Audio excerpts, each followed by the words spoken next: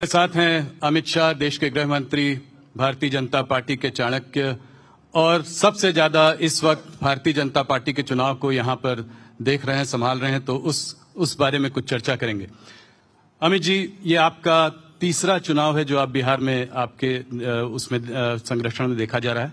तो 2015 में जो है आप दूसरी तरफ थे, ये नीतीश जी और लालू साथ में थे, आपकी हार हुई थी। उसके बाद 2020 में आपकी जीत हुई। इस बार इस चुनाव में आप क्या देख रहे हैं? क्या आंकड़ा दीजिए कि कितनी सीटें आएंगी आप एनडीए के लिए? देखिए, आंकड़ा देना तो बहुत दिक्कत होती है, परंतु मैं आपके चैनल के माध्यम से देश भर के दर्शकों को इतना जरूर बताना चाहता हूं कि इस बार हम 2/3 बहुमत से ज्यादा सीटें जीतकर बिहार में सरकार बनाएंगे। मैं जब 2/3 बहुमत कह रहा हूं तब हम एनडीए की बात कर रहे हैं। एनडीए का गठबंधन 2/3 बहुमत से ज्यादा सीटें जीतकर मोदी जी और नीतीश जी के नेतृत्व में यहां सरकार बनाएगा। और मैं सारे देश के दर्शकों को ये भी बताने जा रहा हूं कि मैं जितना घूमा हूं बिहार में अभी, मैं स्पष्ट रूप से देख रहा हूं कि एक वेव एनडीए के पक्ष में है और हमारी सीटों के मार्जिन में भी अप्रत्याशित बढ़ोतरी इस बार होने वाली है। ये क्या वेव देख रहे हैं? किस चीज की वेव है ये? इतने सालों से नीतीश जी की सरकार यहां पे है, तो ये तो प्रो इनकम्बेंसी वाली बात हो गई। देखिए, सरकार कैसी चलती है इसके पर सरकार कितनी लंबी है चुनावी संभावनाओं को प्रभावित करता है। अगर आप सरकार अच्छे से चलाते हो तो स्ट्रेंथ और बढ़ती जाती है। मैं निश्चित रूप से कहना चाहता हूं कि ये 11 साल में जो डबल इंजन की सरकार चली और उसके पहले नीतीश कुमार जी और भाजपा सरकार चली, इसने बिहार के अंदर ढेर सारे परिवर्तन करे हैं जी। मैं सिर्फ 11 साल की बात करता हूं। लगभग बिहार में ही इस 11 साल में 8,52,00,000 गरीबों को प्रति माह प्रति व्यक्ति मुफ्त अनाज 5 किलो मिलता है। लगभग 87 लाख किसानों को सालाना 6,000 रुपया प्रधानमंत्री किसान योजना का मिलता है। इसके साथ साथ 44 लाख लोगों को घर मिल चुका है। 33 लाख और लोगों को घर आवंटित हुआ है। लगभग 3,53,00,000 आयुष्मान भारत का कार्ड, जिसमें 5 लाख रुपए तक का इलाज, हॉस्पिटलाइजेशन, ऑपरेशन, दवाइयां, सारे टेस्ट फ्री मिला है। और लगभग इसमें हजारों करोड़ रुपया बिहार के गरीब का बचा है।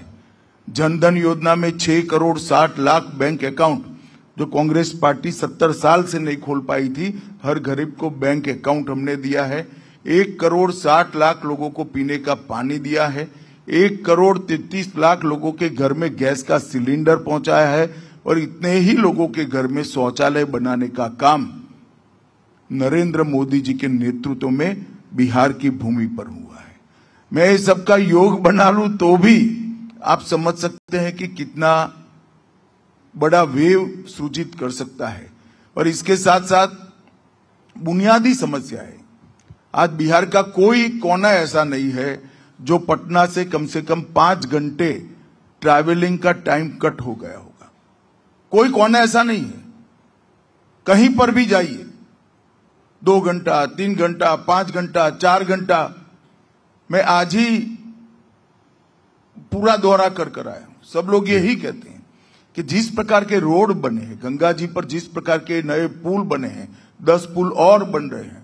बिहार को रोड, रस्तों से, पुलों से जोड़ने का काम ये 11 साल में जबरदस्त अच्छे तरीके से हुआ। बिहार 2 एम्स मिले हैं, एक दरभंगा में मिला, दूसरा पटने में है। 2 नए एयरपोर्ट मिले, दरभंगा हो चुका है, पूर्णिया होने जा रहा है, पटना में एक और नया एयरपोर्ट बन रहा है। तो बिहार को एक प्रकार से विकास के रास्ते पर, पटरी पर चढ़ाने का काम नरेंद्र मोदी जी और नीतीश कुमार जी के नेतृत्व में हुआ है। और नीतीश बाबू ने 11 साल के अंदर बिहार को पूर्णतया जंगल राज से मुक्ति दिलाने का काम किया। ये वही बिहार है 20 साल पहले जहां जघन्य हत्याकांड होते थे, नरसंहार होते थे, हत्याएं, फिरौती, अपहरण, लूट, इतने सारे किस्से हर रोज अखबारों ने छापना छोड़ दिया था। जब तक 5-6 लोगों का हत्या नहीं होता था अखबार छापता ही नहीं था, वरना रोज वही छापना पड़ता। इस प्रकार का माहौल बिहार में कर रखा था। इससे पूरी मुक्ति मिली है। व्यापार फिर से आया है, बरौनी का कारखाना बन चुका है, ढेर सारे इथेनॉल के प्लांट लगे हैं, पेट्रोलियम रिफाइनरी आ रही है, ढेर सारा काम यहां पर हो रहा है। 2/3 बहुमत 160 सीटों से ज्यादा, ये बहुत बड़ा नंबर है, बहुत बड़ा आंकड़ा है। अगर आप सरकार वापस बनाते हैं तो मुख्यमंत्री कौन बनेगा? देखिए, आप कंफ्यूजन फैलाने का प्रयास न करो। ये पूरा मामला कहां से शुरू होता है मैं कहता हूं। लालू जी की बहुत मन की इच्छा है कि इनके बेटे एक बार मुख्यमंत्री बन जाएं, और सोनिया जी की भी मन की इच्छा है कि उनका बेटा पीएम बन जाए। मैं आज दोनों को कहना चाहता हूं, बिहार में और दिल्ली में कहीं जगह खाली नहीं है। यहां नीतीश बाबू बैठे हैं, वहां मोदी जी बैठे हैं। आपके बेटों के लिए कहीं जगह खाली नहीं है। और हम नीतीश कुमार जी के नेतृत्व में ही चुनाव लड़ रहे हैं। कोई कंफ्यूजन एनडीए गठबंधन में नहीं। तो इसका मतलब वही चुनाव के बाद वही मुख्यमंत्री बनेंगे? मैंने बहुत स्पष्टता से कहा है कि हम उनके नेतृत्व में चुनाव लड़ रहे हैं। डिप्टी सीएम कौन बनेंगे? डिप्टी सीएम का जब चर्चा आएगा तब सबके साथ बैठकर नाम तय करेंगे। परिणाम एक बार आ जाए बैठेंगे। हमारे यहाँ इस तरह की झगड़े नहीं होते कि अंतिम दिन किसी को मनाने के लिए डिप्टी सीएम घोषणा करना पड़े, और जिस दिन घोषणा करे इस दिन बहुत बड़ा वोट बैंक नाराज हो जाए। और बहुत कहावतें भी इसके लिए चलने लगी है। परंतु भारतीय जनता पार्टी जो टीम, एनडीए जो टीम तय करेगी, वो टीम बिहार के विकास को समर्पित होगी, मजबूरी से नहीं तय करेगी।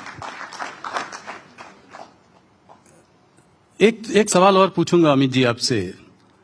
ऑपोजिशन भी बार बार इसको उठाता है, और वो है नीतीश जी की हेल्थ की कंसर्न्स, कि उनकी हेल्थ ठीक नहीं है, इस तरह की बातें वो बहुत जोरों से, आज कल भी तेजस्वी जी ने कुछ कहा कि चाचा जो है हमारे ठीक नहीं है।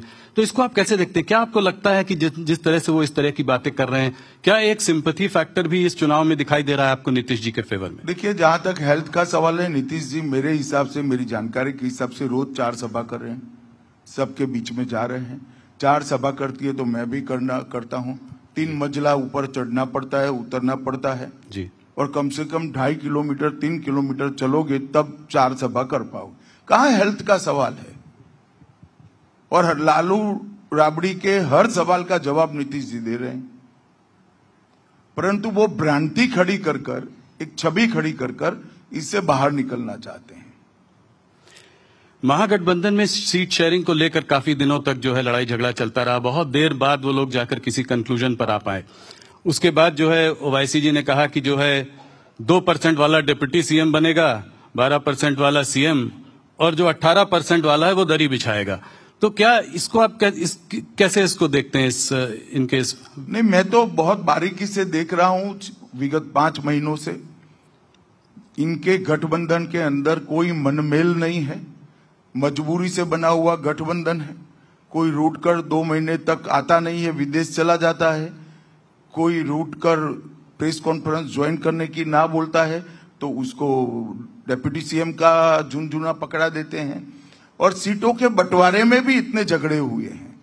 अंत तक एक लिस्ट ये महागठबंधन नहीं घोषित कर पाया। हमारे गठबंधन ने, एनडीए ने पूरी लिस्ट की सूची एक साथ घोषित कर दी। कहीं पर कोई कंफ्यूजन नहीं। हम एक मुश्त होकर 5 पार्टियां 5 पांडव की तरह लड़ रही हैं, और सामने इतना बड़ा बिखराव है कि जिसकी कल्पना ही नहीं हो सकती। ये एक जमाने में इंदिरा जी विपक्ष के गठबंधन के लिए कहती थी, इस संतरे जैसा गठबंधन है, चुनाव का छिलका निकलते ही सारी कलियां अलग अलग हो जाएगी और ये बिखर कर टूट जाएगी। आज आपने भी दरभंगा में पीएफआई की बात करी और आपने कहा कि जो है लालू जी जो है नहीं चाहते हैं कि इनको अरेस्ट किया जाए, इनको जो है बैन किया जाए। तो क्या ये जैसे जैसे चुनाव पास आता है तो क्या इसकी वजह से ये पोलराइजेशन की ओर बढ़ रहा है? नहीं, पोलराइजेशन क्या है? आप मुझे बताओ कि पीएफआई जैसी संस्था जी किस धर्म के अनुयायियों ने बनाई, इसके आधार पर चलनी देनी चाहिए क्या?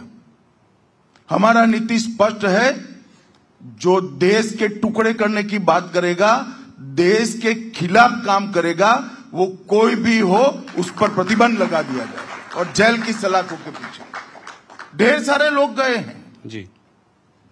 इनकी राजनीति ही ऐसी है कि देश की सुरक्षा के लिए उठाए हुए कदमों को वो हिंदू और मुसलमान के तराजू में तोलते हैं। ऐसा नहीं करना चाहिए।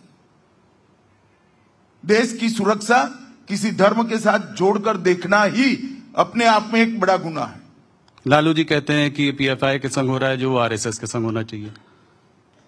अब लालू जी को क्या बताएं, वो राहुल जी तो नहीं है, मगर अपने फायदे के लिए कुछ भी बोल देते हैं। वो राजनीतिक स्कोर करने के लिए ऐसा बोलते हैं, उनकी वोट बैंक को एड्रेस करने के लिए बोलता है। उनको भी मालूम है आरएसएस क्या है और पीएफआई क्या है। अमित जी, इस बार लड़ाई ट्रायंगुलर लगती है क्या? एक नई पार्टी भी आई है, जनसुराज पार्टी, प्रशांत किशोर जी आए हैं। भैया क्या है, एक पार्टी इस देश में 1550 पार्टियां हैं, इसमें सबसे ज्यादा बिहार में है। तो अब ट्रायंगल कहाँ, तो 1000 एंगल है। जी जी जी। तो आप प्रशांत किशोर की पार्टी को कैसे देखते हैं इस चुनाव में? देखिए, सभी को अपनी पार्टी बनाने का अधिकार है, उन्होंने भी पार्टी बनाई है, मगर मुझे पूरा चुनाव स्पष्ट दिख रहा है कि मुकाबला एनडीए और महागठबंधन के बीच में है और इसमें बहुत जाड़ी एज एनडीए के गठबंधन को प्राप्त है। तो वोट नहीं कटेगा इनके वजह से, दोनों तरफ कोई खास फर्क नहीं पड़ेगा? नहीं, वोट तो मिलेगा, सभी को मिलता है। अब किसी पार्टी में किसी को टिकट नहीं मिला, वहां जाकर खड़ा रह गया तो कुछ वोट तो ले ही जाता है। एक चीज और तेजस्वी जी ने शुरू की है, वो कहते हैं विक्ट्री बिहार में, फैक्ट्री गुजरात में। प्रशांत किशोर भी कह रहे हैं कि जो है बुलेट ट्रेन गुजरात में चलती है, पैसेंजर ट्रेन जो है बिहार में चलती है। तो इस तरह के जो चुनाव के समय में जो इस तरह के बयान आ रहे हैं, इनको आप कैसे देखते हैं? ये चुनाव के समय के ही बयान है। मैं लालू प्रसाद यादव जी को पूछना चाहता हूं कि बरौनी का कारखाना किसके समय में बंद हुआ? उनके गठबंधन के समय में बंद हुआ, जो मोदी जी ने चालू किया जी। इतने सारे इथेनॉल बनाने के कारखाने किसके समय में लगे? मोदी जी के समय में लगे। पेट्रो रिफाइनरी किसके समय में आएगी? मोदी जी के समय में आएगी। पीएम मित्र पार्क, जिसके अंदर हजारों करोड़ का इन्वेस्टमेंट होगा, टेक्सटाइल पार्क बना, वो किसके समय में बना? मोदी जी के समय में बना। और ये सारा बिहार का इंडस्ट्रियलाइजेशन जो बंद हुआ, वो किसके समय में बंद हुआ? लालू जी के समय में बंद हुआ। कानून और व्यवस्था के चलते बंद हुआ। नीतीश बाबू ने 20 साल तक कानून और व्यवस्था अच्छा सुधारा है। मोदी जी ने पहले इंफ्रास्ट्रक्चर को सुधारा, अब बिजली के कारखाने लग रहे हैं और अब उद्योग भी यहां आ रहा है, आईटी पार्क भी यहां बन रहे हैं और अच्छे एजुकेशनल इंस्टीट्यूट भी यहां बन रहे हैं। जी। राहुल गांधी ने जब यहां पर अपनी यात्रा शुरू की थी तो वोट चोरी यात्रा शुरू की और उसके बाद फिर वो थोड़ा विदेश चले गए और फिर वापस आए। वोट चोरी कितना बड़ा मुद्दा है? क्या आपको लगता है, उनका कहना यह है कि महाराष्ट्र और हरियाणा का चुनाव जो है आपने चोरी कर लिया उनसे, और बिहार में भी अब आप ऐसा ही करने वाले हैं? मेरी तो कई बार समझ में नहीं आता कांग्रेस पार्टी कैसे सोच रही है। अब कर्नाटक का वो कुछ प्रेजेंटेशन बता रहे थे। कर्नाटक में सरकार किसकी है? कांग्रेस की। कांग्रेस की है। तो क्या उन्होंने भी वोट चोरी करा है? हिमाचल का भी दिखा रहे थे। जहां तक बिहार का सवाल है, वोट चोरी का यात्रा इसलिए निकाला कि यहां से चुनाव आयोग के अभियान के कारण मतदाता सूची से घुसपैठियों को चुन चुन कर बाहर निकाला जा रहा था। मैं बिहार की जनता को पूछना चाहता हूं कि बिहार की मतदाता सूची में घुसपैठियों का स्थान होना चाहिए क्या? हमारा मत तो बहुत स्पष्ट है। देश में किसी भी घुसपैठियों को वोट देने का अधिकार नहीं मिलना चाहिए। और ये लोग घुसपैठ भी इसलिए होने देते हैं और घुसपैठियों को प्रोटेक्ट भी इसलिए करते हैं कि घुसपैठियों को वो अपनी वोट बैंक मानकर चलने। राहुल बाबा, जितना यात्रा निकालना है इतना निकालो। इस देश से घुसपैठियों को एक एक कर चुन चुन कर भारतीय जनता पार्टी की मोदी सरकार बाहर करेगी, ये हमारा संकल्प है। तो इस एसआईआर एक्सरसाइज जो बिहार में हुई उसमें भी काफी घुसपैठिए पकड़े गए, निकाले गए हैं। देखिए, मतदाता सूची से काफी लोग निकाले गए हैं। कौन निकला है? जो अपने नागरिक होने का प्रमाण नहीं दे पाया वो निकला है जी। तो भारतीय नागरिक होते तो अपना प्रमाण दे ही देते। मुझे या आपको कोई तकलीफ नहीं है जी। हमें जो पूछेंगे हम जवाब देंगे, अपना डॉक्यूमेंट्स देंगे। मगर जो वोट कटे उसमें से सिर्फ 3 ही अपील आया है। अगर अन्याय हुआ है तो अपील होता है या नहीं होता जी। इसका मतलब कि जो कटे हैं वो सच अर्थ में भारतीय नागरिक नहीं थे, उनके ही नाम कटे। अब जैसे जैसे चुनाव पास आता जा रहा है पर्सनल अटैक बढ़ने शुरू हो गए हैं। अभी राहुल जी ने आज कुछ मोदी जी के बारे में कहा है कि वोटों के लिए मोदी जी कुछ भी करेंगे। अगर आप बोलोगे तो स्टेज में नाचकर भी दिखाएंगे। हमारे संग बघेल जी यहाँ आज दिन में जुड़े हुए थे। बघेल जी ने कहा मोदी जी किसी भी स्तर तक जा सकते हैं वोटों के लिए। क्या कहना चाहेंगे? देखिए, तो अब राहुल जी का सवाल है, इनका स्तर कितना नीचे उनको गिराना है। मगर राहुल जी चुनाव में मोदी जी का विरोध करते करते, मोदी जी को अपमानित करते करते छठ मैया का अपमान कर बैठे हैं, वो उनको मालूम नहीं है। आज कुछ बोला है उन्होंने जी। पूरे देश में छठ के पर्व के दिन छठ मैया का पूरा देश मन से प्रार्थना भी करता है, अर्घ्य भी देता है और उसका प्रसाद भी ग्रहण करता है। अगर मोदी जी छठ के त्योहार का सम्मान करते हैं और उनको वो नौटंकी दिखता है तो राहुल जी मोदी जी का अपमान नहीं कर रहे हैं। राहुल जी ने छठ मैया के सारे भक्तों का अपमान किया है, बिहार और पूरे पूर्वांचलियों का अपमान किया है। और मैं मानता हूं इस चुनाव में बिहार चुनाव में उनको इसका बहुत बड़ा खामियाजा भुगतना पड़ेगा। और दूसरी बार, ये कोई पहली बार मोदी जी का अपमान नहीं कर रहे हैं। ढेर सारे, मैं तो रिपीट भी नहीं कर सकता, कितनी बातें स्तर गिराकर कांग्रेस पार्टी ने मोदी जी के लिए की है। इनकी माताजी तक को अपमानित करने का प्रयास किया है। परंतु जितनी बार कांग्रेस ने मोदी जी का अपमान करने के लिए स्तर गिराकर बात करी है, हर बार वो स्तर गिरे हुए कीचड़ में से कमल बहुत अच्छे तरीके से खिलकर बाहर आया है। मुझे पूरा विश्वास है बिहार के इस चुनाव में छठ मैया का अपमान और नरेंद्र मोदी जी का अपमान दोनों को बिहार के मतदाता भूलेंगे नहीं। मतदान के दिन 6 तारीख और 11 तारीख दोनों दिन यूपीए गठबंधन को इसका खामियाजा भुगतना पड़ेगा।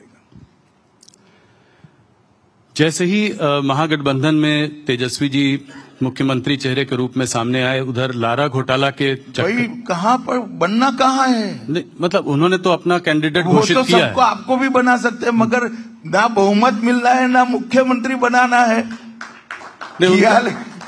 उनका ख्याली पुलाव पका रहे हैं भाई। उनका कहना यह है कि जैसे ही उनका नाम घोषित हुआ वैसे ही लारा घोटाला के चक्कर में दिल्ली में जो है कार्यवाही शुरू हो गई है। उसको कहते हैं ये कि ये विच हंटिंग है। इसको आप कैसे देखते हैं? देखिए, आपको थोड़ा स्टडी करना चाहिए वो केस का। वो बहुत पुराना एफआईआर है और कार्यवाही शुरू नहीं हुई। कार्यवाही कब की चल रही है? कानूनी कार्यवाही में क्रिमिनल जस्टिस सिस्टम में एक स्टेज आता है जब चार्ज फ्रेम किया जाता है। और कब के चार्ज फ्रेम के खिलाफ ये स्टे लेकर बैठे थे, इसलिए सेशन कोर्ट चार्ज फ्रेम नहीं कर पाता था। अब स्टे उठ गया, इसलिए चार्ज फ्रेम हो गया। वो कोइंसिडेंट है। और उनके खिलाफ तो इतने केस है। आज भी लालू जी सजायाफ्ता व्यक्ति है, बेल पर है। कहां नया केस रजिस्टर करने की जरूरत है? ढेर सारे केस हैं। वक्फ कानून भी अब इस समय चुनाव के माहौल में उछल रहा है। तेजस्वी जी ने, कांग्रेस ने, सबने कहा है कि पावर में आते ही जो है इसको हम डस्टबिन में डाल देंगे। क्या ना वो संविधान समझते हैं ना कानून समझते हैं। मैं इसकी डेप्थ में जाना नहीं चाहता, परंतु मैं बिहार की जनता और देश की जनता को जरूर कहना चाहता हूं, जब तक भारतीय जनता पार्टी का एक भी सांसद संसद में है, वक्फ कानून के सुधार को आंच नहीं आएगी। वो भारतीय जनता पार्टी का वादा है। एक और जो ऑपोजिशन बात करता है बार बार, वो करता है महंगाई की, बेरोजगारी की और पलायन की। कहता है कि यहाँ इतने सारे ग्रेजुएट्स हैं जिनको नौकरी नहीं मिलती, बिहार से लोगों को बाहर जाना पड़ता है नौकरी करने के लिए, और बेरोजगारी बढ़ती जा रही है। इसको आप कैसे देखते हैं? देखिए, सिर्फ नौकरी अकेला मुद्दा नहीं था। बिहार के अंदर गांव में शुद्ध पीने का पानी नहीं मिलता था, घरों में बिजली नहीं मिलती थी। मैंने भी बिहार में देखा है कि चार्जर के लिए वो छोटे इन्वर्टर कहते हैं ना, वो लेकर दुकानें लगती थी फोन चार्ज करने के लिए। आज बिहार में 24 घंटा बिजली मिलता है, हर घर में पानी भी पहुंचा है, हर घर में शौचालय पहुंचा है, और इंफ्रास्ट्रक्चर बनने के बाद, बिजली के कारखाने लगने के बाद ढेर सारा इन्वेस्टमेंट भी आया है। और आगे ये जो नींव पड़ी है, ये नींव पर बड़ी इमारत बनने जा रही है, और वो केवल और केवल नीतीश जी और मोदी जी ही कर सकते हैं। लालू जी ने तो हरे भरे बिहार को बर्बाद करने का काम किया था जंगल राज के माध्यम से। अमित जी, आप ये शराबबंदी को कैसे देखते हैं? इस चुनाव में ये भी एक मुद्दा बनकर आगे आया है। ऑपोजिशन पार्टीज ने जो है कहा है, तेजस्वी जी ने कहा है कि जब वो आएंगे तो टौड़ी पर जो है वो बैन उठा देंगे, और एक आध पार्टियों ने और भी कहा है कि जैसे ही पावर में आएंगे घंटे भर में शराबबंदी का बैन जो है उठा देंगे। इसको आप कैसे देखते हैं? देखिए, नीतीश बाबू ने बड़े मन के साथ बिहार की माताओं बहनों को शराबबंदी से सम्मान पूर्वक जीवन जीने के लिए मौका दिया है। वो एनडीए सरकार की पॉलिसी है। एनडीए के सभी घटक दल इसके साथ बंधे हुए भी है और इसको मानते भी।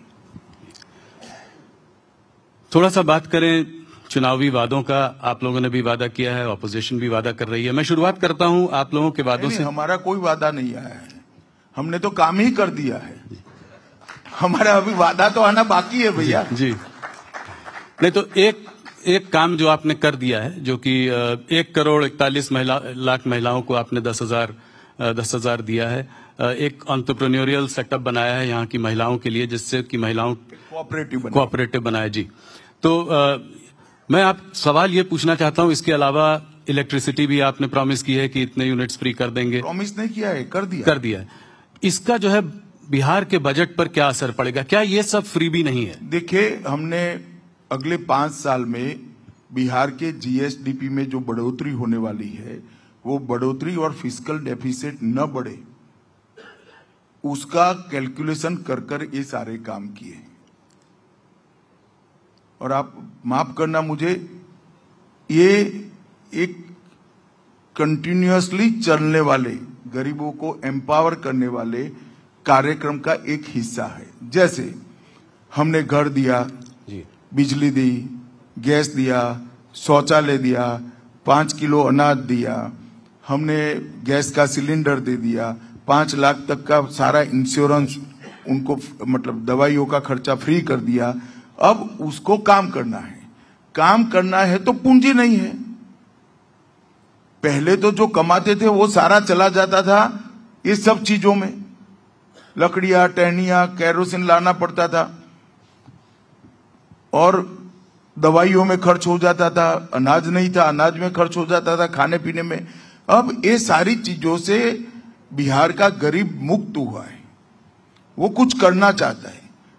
तो ये जो 10,000 रुपया दिया है, वो सीड मनी के रूप में दिया है, जो उसकी पूंजी के रूप में काम में आएगा। और ये 10,000 से नहीं रुकेगा, आगे जाकर ये 10,000 सीड मनी का उपयोग कर 2 लाख रुपए तक की लोन बिहार के गरीबों को मिलने वाली है, जिससे वो छोटे अपने कारोबार कर पाएगा और आत्मनिर्भर होने की दिशा में आगे बढ़ेगा।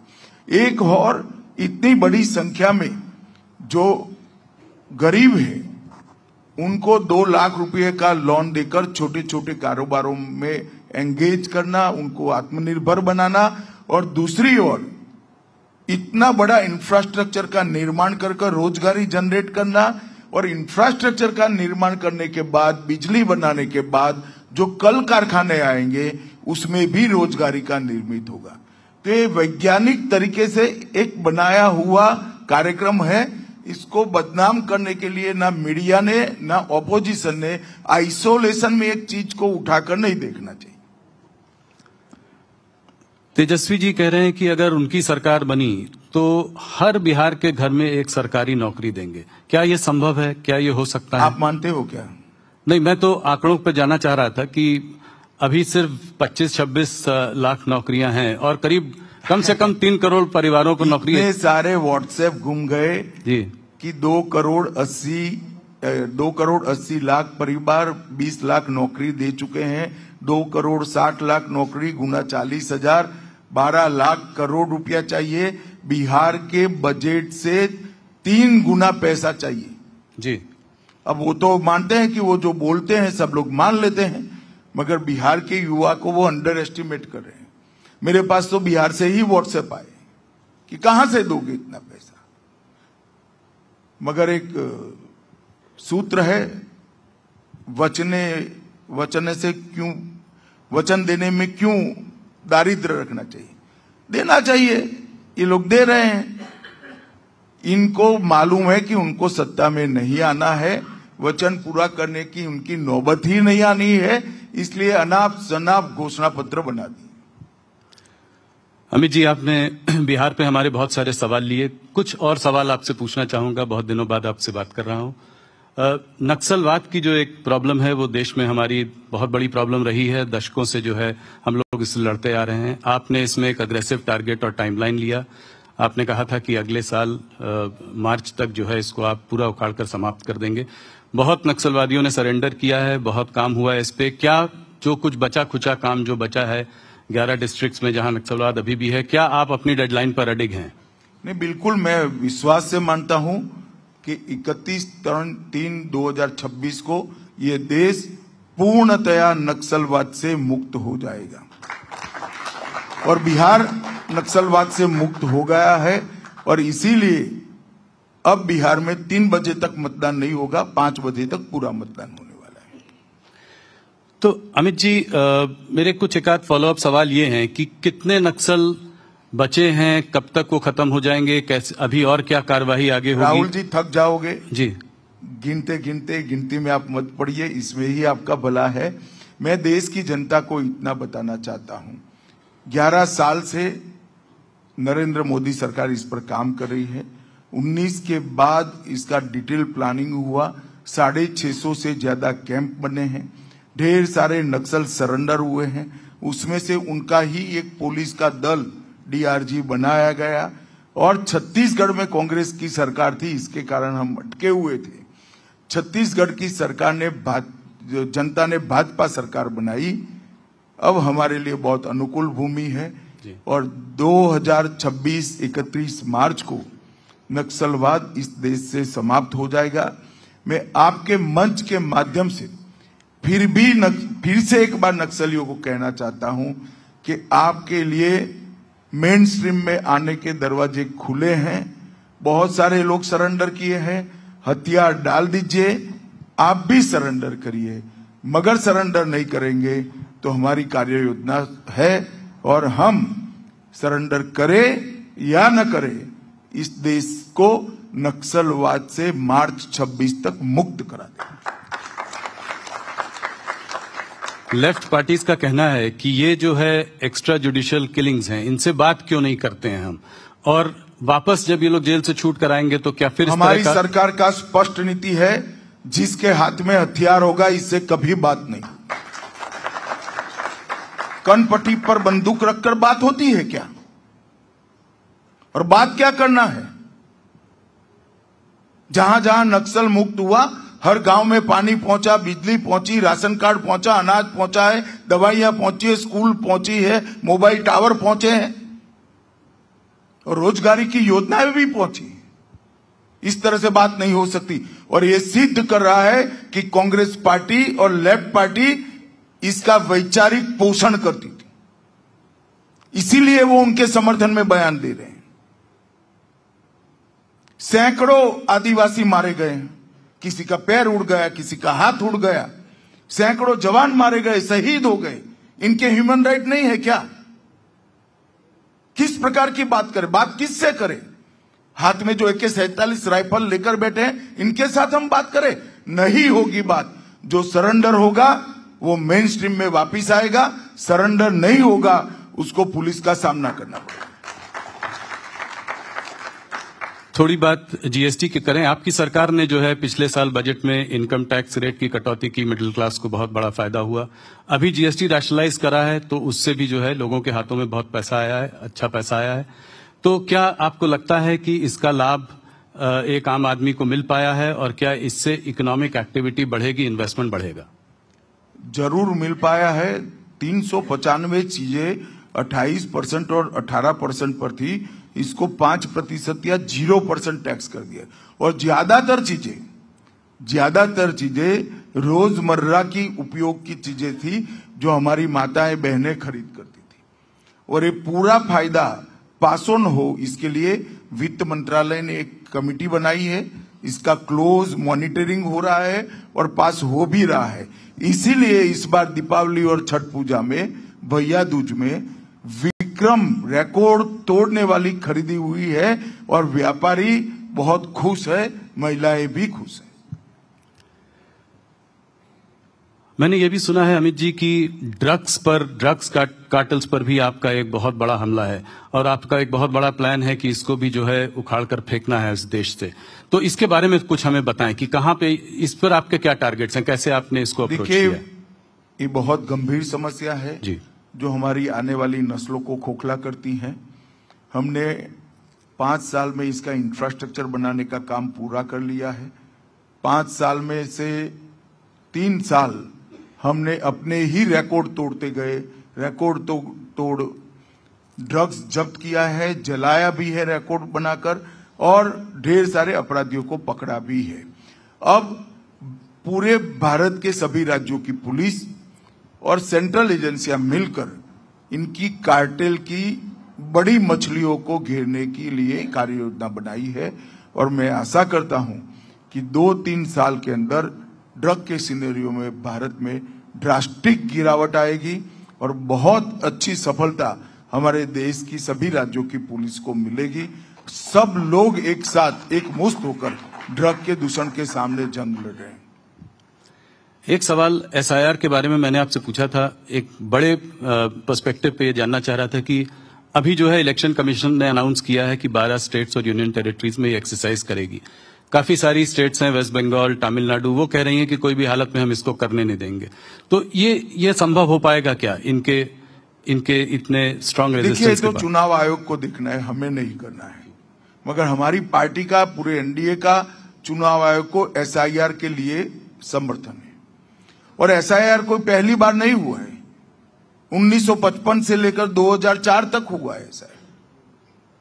कांग्रेस के समय में भी कई बार SIR हुआ है। कितने सारे लोगों की मृत्यु होती है, कितने सारे नए मतदाता आते हैं, कितने सारे लोगों के एड्रेस बदलते हैं, ढेर सारे घुसपैठिए घुसे। तो मतदाता सूची का शुद्धिकरण होना ये बहुत जरूरी होता है। पर मैं नहीं समझता इसमें सहयोग करने की जगह विपक्ष क्यों इसका विरोध कर रहा है। उनको दूषित मतदाता सूची ही चाहिए जिसके आधार पर वो असली जनादेश को छिपा सके, इसलिए वो इसका विरोध करते हैं। वरना सबने सहयोग करना चाहिए। हर बूथ में हर पार्टी को अपना एजेंट बनाने की छुट्टी दी है चुनाव आयोग ने। हर स्तर पर सुनवाई की प्रोविजन रखा है। सुप्रीम कोर्ट तक गए, सुप्रीम कोर्ट ने भी इसको अप्रूव करा। अब क्या आपत्ति है, मैं तो समझ नहीं सकता। केवल घुसपैठियों को बचाने के लिए विशेषकर बंगाल और बंगाल की मुख्यमंत्री एसआईआर का विरोध कर रही है। भारतीय जनता पार्टी एसआईआर की एक्सरसाइज के साथ, एनडीए एसआईआर की एक्सरसाइज के साथ एक मुश्त होकर चुनाव आयोग के समर्थन में। आपने बंगाल की बात छेड़ी तो बंगाल पे सवाल पूछूंगा, उसका भी चुनाव आने वाला है अगले साल। इस बार भारतीय जनता पार्टी की क्या रणनीति रहेगी? आपने 2019 में 41% वोट शेयर लाए थे, अच्छी सफलता मिली थी लोकसभा चुनाव में। उसके बावजूद आप जो है वहां पे स्टेट इलेक्शन नहीं जीत पाए पिछली बार। अच्छी सीटें आई, 77 सीटों तक आप गए। अगले बार रणनीति क्या होगी? क्या आपको उम्मीद है कि सरकार पश्चिम बंगाल में आपकी बनेगी? आप चुनाव को इस तरह से नहीं देख सकते। आपने बड़े सरलता से कि स्टेट इलेक्शन नहीं जीत पाए, मगर स्टेट इलेक्शन में क्या हुआ?